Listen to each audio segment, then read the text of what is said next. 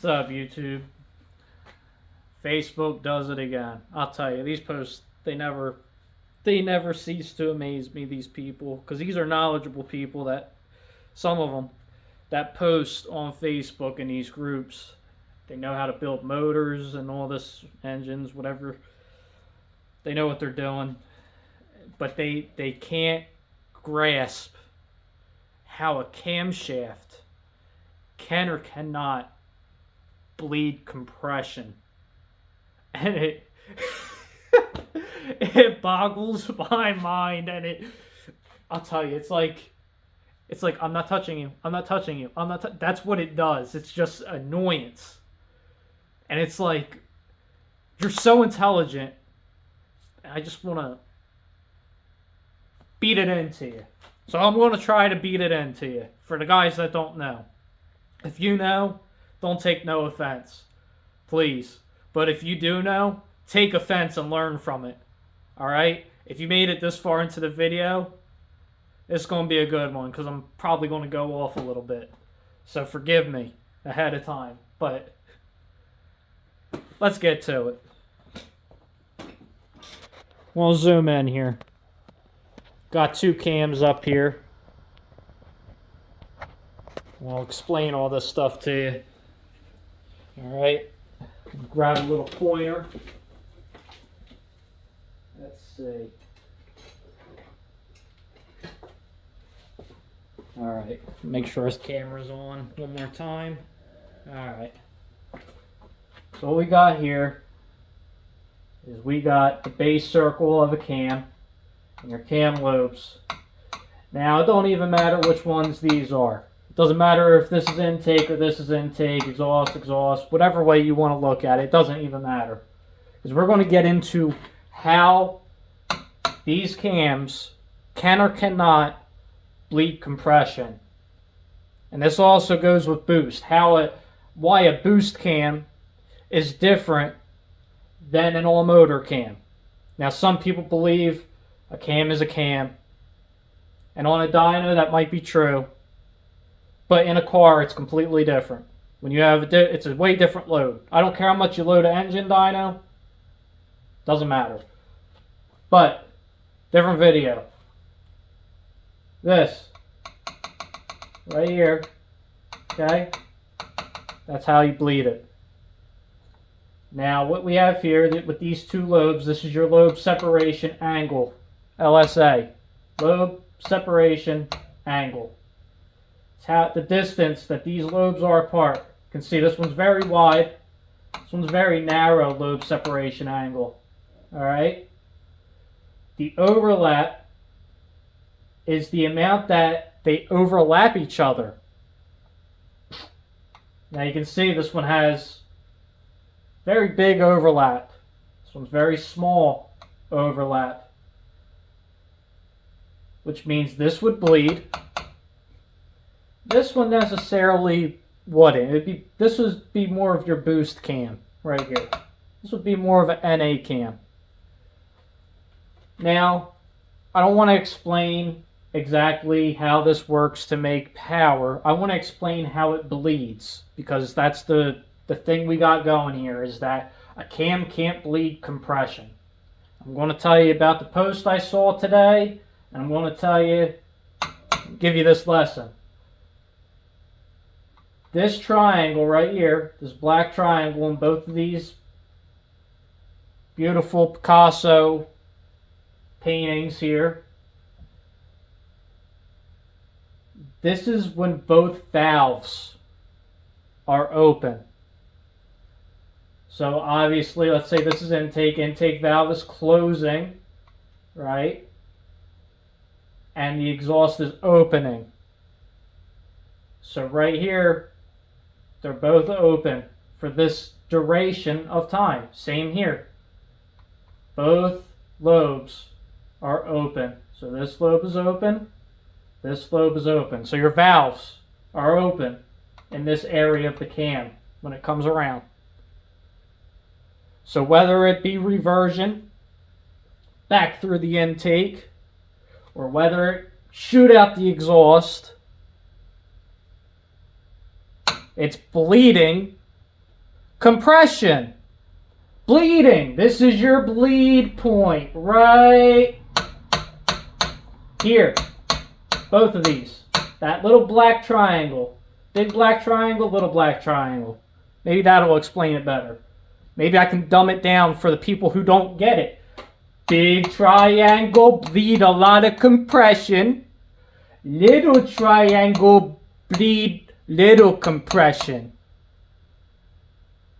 That goes for cylinder pressure as well. It'll bleed it. Because both your valves are open. I shouldn't have to draw this. But this is my little cylinder head. And we're going to say that this is cylinder 1. And you got, let's just say it's a canted valve. This is going to be a Cleveland head. Big square Cleveland head, right? That's your valve spring. Got your rocker. Both rockers are pushing the valves open at this time. That's what it looks like in your cylinder. And here's your piston, right? Piston's right here. Got your wrist pin, got your rod coming down. It's going to flare out for your crank. Get a whole little drawing going right here for you guys, all right? And then you got the block. Right. So, right here is causing this event to happen. Right here causes this event. Where is everything going? It's shooting back up and it's shooting back out. That's where it's going. It's going wherever it can. It's trying to escape. So you got reversion, and then you got it going out the exhaust on top of it. Okay? Bleeding, compression. Bleeding, compression. I can't beat it into your guys' head enough. Bleeding, compression in this moment. Doesn't matter what cam it is. In the moment, your valves are open. Now, how far they're open depends on lift, duration, and overlap at that time. As you can see, this one's definitely more linear than this one. This one's very abrupt. Kind of messed it up from banging on it so much. This is a very abrupt area in this narrow cam. The narrow LSA cam. And this is a very linear in the wide LSA cam. But that's what's happening in your engine. It's the best way I can show you without an actual inside camera. I'll zoom out. Hopefully I didn't stand in the way of my beautiful Picasso drawing. Take this out a little bit more. Wait, it's not all up in my face. But alright guys. So that's what you got with this, okay? Now, the post I saw is a Pontiac motor. Looked like a pretty big bore. And the reason why I'm going to tell you guys about the bore is because bore size matters with all of this. With detonation, with how hot the cylinder is able to get, how cool it is. You have a bigger area. A bigger area is harder to warm up. It's just like going into the room of your house. The biggest room in your house is always going to be colder than the smaller room. I think we all can agree on that. It's the same way with a bore. That bore is going to get hot. It might do it on the first revolution. Got me all messed up. Can't even talk. First revolution of the motor. It might do it on the 400,000th revolution of the motor. But guess what? Eventually, the big bore will get hot. Now, this gentleman posted this Pontiac motor. I don't know him from a can of paint, but I try to help people even on Facebook. Try to give them some information. That way, they don't, next time they post, they don't look like an absolute idiot, to be frank. This guy posted this 9.5 to 1, 9.7 to 1, not even 10 to 1, under 10 to 1. Put it that way. Under 10 to 1 compression engine with a decent sized bore. And the top of the piston, okay, so top of the piston was missing. All right? I'm going to tell you why it's missing. Grab a ring and show you guys what happens, whether it be detonation or whether it be the ring's not gapped enough, because they're the only two things, at least that I can think of off the top of my head, that would cause a piston to get nipped like that. So this is your ring gap, okay, right here. See the gap? When you start putting heat, timing creates heat. Makes power, but creates heat. That ring gap closes because it's expanding. Now you see how it's shut right there? Now if you look close, you might not be able to see this on the camera, but this isn't quite perfect. It's not quite aligned. Okay? So when you keep squeezing this, what do you think it's going to do to a piston? This ring's trash, by the way. It's not a good ring, so don't think I just busted my ring up to show you guys something stupid. But that ring, I'm going to grab another one.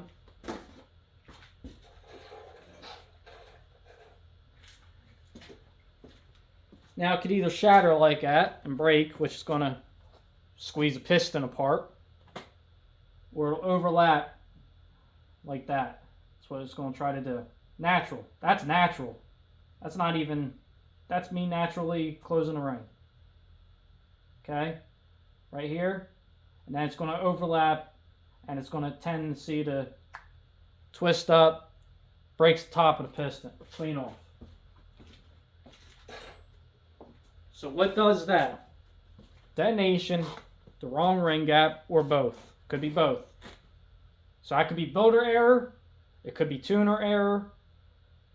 If the rings are gapped properly for that combination, whether it's a naturally aspirated setup, power adder, if they're gapped correctly, that is a bad tune. So this gentleman was going on under 10 to 1. Can't run anything under 98 octane fuel.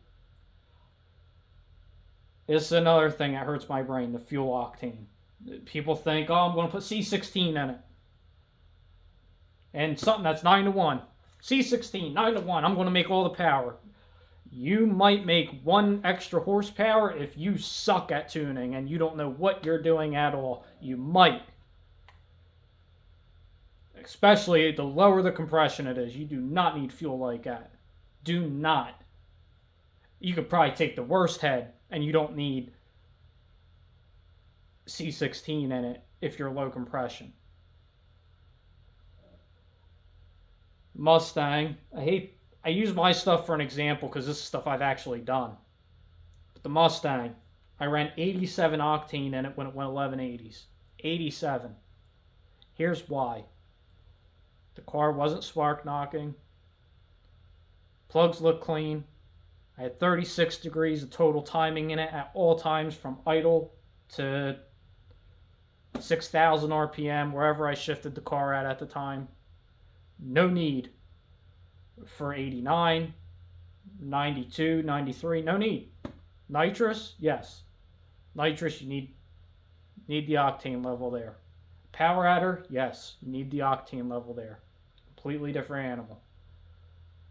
Ball and motor, going 11s, 87. No reason for me to even try putting 93 in it. My father did it. Car actually went faster when he accidentally left 87 or put 87 in the car. Never forget going to the track and him being upset about it. And the car went faster on 87 because it didn't need the fuel. So I learned that at a very young age, witnessing that. So I already knew, okay, I can run 87 octane in my car, I can be cheap. But I also tried it. I'm getting off track here, but this guy, big bore, under 10 to 1, talking about that you need 98 octane bare minimum. So I gave him 2 examples. I gave him my buddy's wagon. It's a 440 cubic inch, Yates-headed small block Ford in a wagon with a stick. 13 to 1 compression. Had a cam in it that would bleed off the compression. That was one. Two, and we drove it around on 93, that wagon. Drove it around, raced it on 93 octane. Not once did it have a problem with breaking a piston or anything of that nature. Second one, my orange Blazer. You can look it up. Now, as you guys, if you watch my channel, you'll recall I put a 250 shot through it, and the truck went the same as a 100 shot on pump 93 octane. Now, here's why that is. Because of detonation. My point is with these are relatively, the 440 might have been a decent sized bore, but that 377, it's a 400 block. Bore's not huge, but it's also not very, very small. But it's not like, a 4.5 inch bore or whatever. So this gentleman has a Pontiac motor, decent sized bore, and he's breaking pistons. And he's saying that it's the octane level. So I said about the cam bleeding and compression. I said the cam bleed compression. It has nothing to do with too much compression and octane. That's not the problem. It has nothing to do with what octane fuel they had in it, because they were under 98. You could honestly get away with even 87 in that, but I'm going to say that was either overtimed, overfueled, maybe both, tune off, or the rings were gapped incorrectly. It's my conclusion. One of the two, if not both. This stuff boggles my mind, and here's why. We're talking 50, 60, 70 years of performance technology, cam technology. I mean, come on, guys. For the ones that don't believe this stuff, come on. Seriously, you can look this stuff right up. Go on Google and put in cam events or overlap diagram or whatever, and you'll find different stuff to tell you and show you different diagrams of different cam angles and the overlap of one versus the other. The information is right at your fingertips these days, guys. I mean, for crying out loud, you're into this stuff. You guys aren't idiots. You're not completely stupid. You guys rebuild motors. You guys put turbos on stuff. You put power adders on stuff. You might blow it up, but you still take the time to build a car, but yet you have no idea that overlap, that this little thing right here can cause an engine to bleed compression. It's science, but it's not rocket science. I don't see a rocket taking off into orbit over this stuff here. I mean, this is, if I can get it, anybody should be able to get it, because I'm an idiot. I'm retarded. No offense to anybody out there, but I am stupid. So if I can get overlap, I think anybody else can understand how this works, overlap, especially an engine builder or somebody that's got an engine torn apart talking about how pistons nipped. If you're talking about octane levels, you got to have some type of knowledge in your noggin. Really.